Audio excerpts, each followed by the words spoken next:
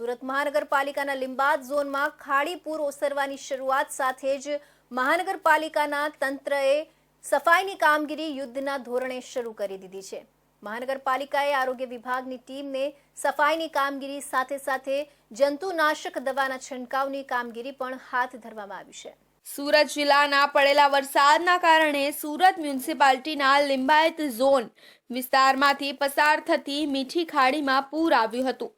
લિંબાયતના અનેક વિસ્તારમાં ખાડાના પાણીનો ભરાવો થતા સ્થળાંતર પણ કરવામાં આવ્યું હતું। 4 દિવસ બાદ ગઈકાલથી લિંબાયતમાં પૂરના પાણી ઓસરવાની શરૂઆત થતાની સાથે મ્યુનિસિપાલિટીના આરોગ્ય વિભાગે મોરચો સંભાળ્યો હતો।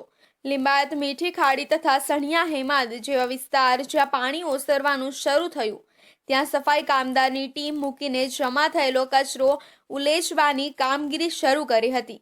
એક તરફ સફાઈ કામદાર કચરો ઉલેચતા હતા તો બીજી તરફ આરોગ્ય વિભાગના અન્ય કર્મચારીઓ રોગચાળો ન ફેલાય તે માટે આ વિસ્તારમાં જંતુનાશક દવાનો છંટકાવ કરતા હતા। 2 દિવસ પહેલા વરસેલા વરસાદથી શહેરની મીઠી ખાડી અને સીમાડા ખાડી ઓવરફ્લો થઈ હતી અને નીચાણવાળા વિસ્તારો પાણીમાં ગરક થઈ ગયા હતા। કલાકો સુધી પણ અહીં પાણી ઓસર્યા ન હતા।